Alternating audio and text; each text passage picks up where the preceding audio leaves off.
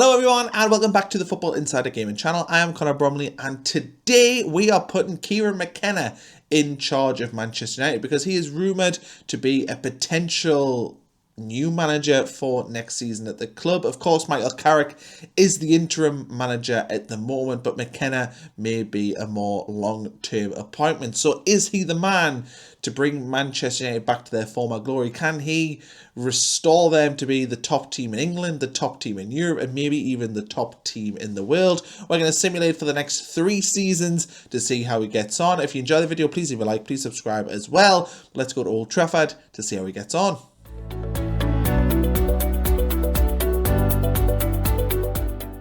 Season 1 of Kieran McKenna at Man United. It's a 5th place finish in the Premier League behind Everton, of all teams, having a storming season. 62 points for McKenna's side, so a pretty decent return. Let's see how we get on in year 2. It's a 7th place finish, 57 points, so a bit of a worse season.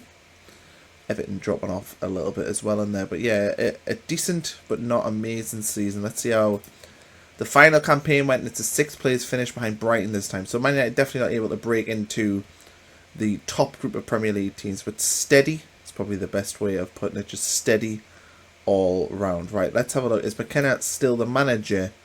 And he is still the manager, which is good news. Let's have a look at the fixtures and see what Manchester United did in all the competitions under McKenna. So we'll have a look at year 1. And year 1 began with a 1-1 draw against Arsenal.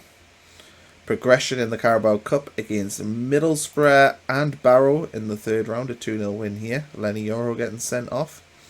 A win as well away at the Etihad, which is nice. So pretty strong start of the season. A really difficult period though. October through to early December. Not many wins. A couple of wins here out of the Carabao Cup as well against Nottingham Forest. We had the busy period, a 1-1 draw away at Leeds, 3-1 win against Man City, so a double against the Manchester rivals, a win against Stoke in the FA Cup, a win against Leicester in the FA Cup, a nice period here of wins. It's 8 wins in a row, which is good.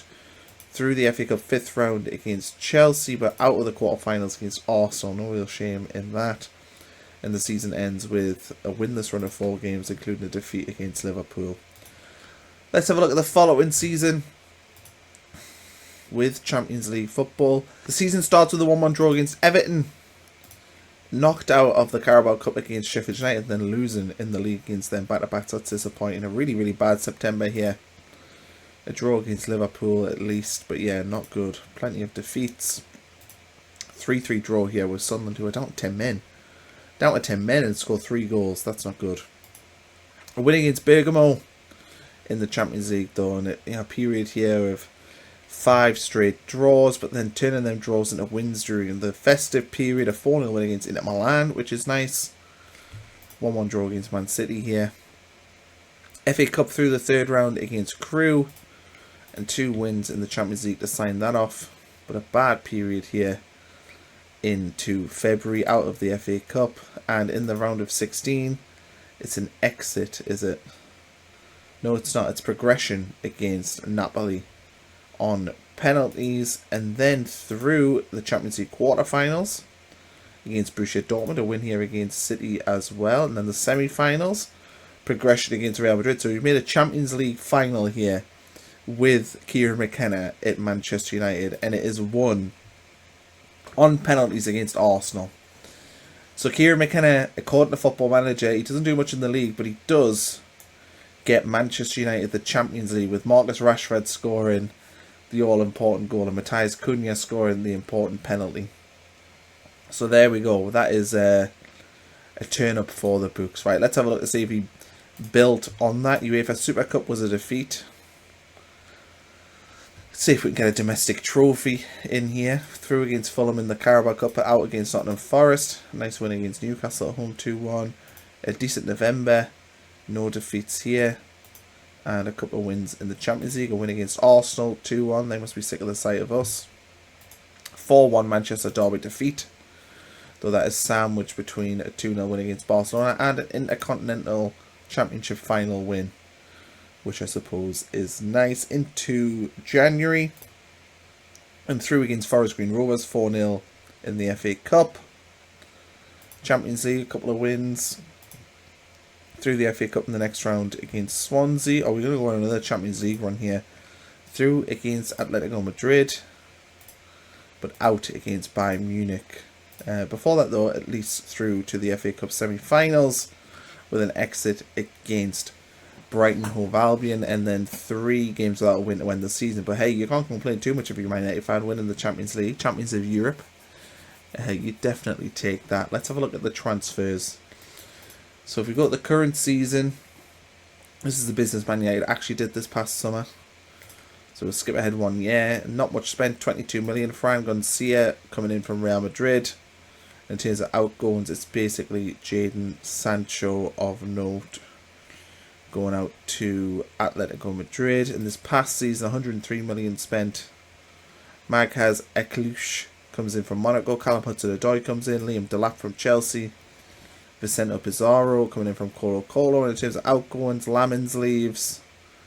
Collier, Serge Gnabry. I don't know when Serge Gnabry came in, but obviously they must have signed him. Didn't appear on the sheet though. I missed him.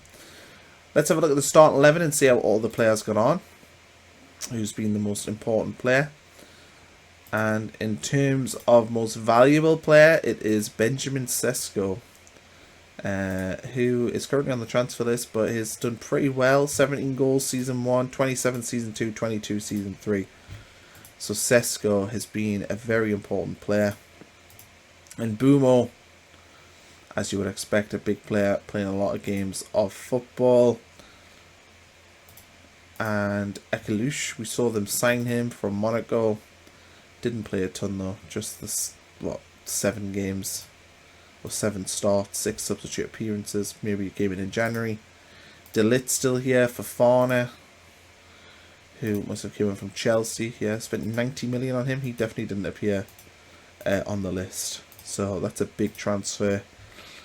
Wesley Fofana in. Kobe Mainoo still lurking here, playing a lot of football, which is nice to see for the England international. Rashford back and amongst the goals. Didn't have a great load spell at Barcelona here, but has been back in this Man United team for the past 2 seasons, doing well.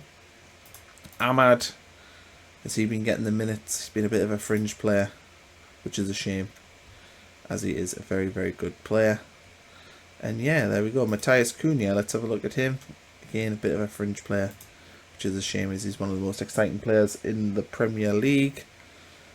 And yeah, there we go. That's pretty much in terms of all the most important players. I think we've covered off Bruno Fernandes. We'll have to have a look at him, see how he's doing. Yeah, he's been a regular fixture. 8 goals, 10 assists, 9 goals, 14 and 12 and 14 this past season. So Man United do okay in the league, not great, but in the Champions League they win it in season 2, which is nice. If you enjoyed this video, please leave a like, please subscribe to the channel as well. That really, really helps. And we'll catch you again for another video.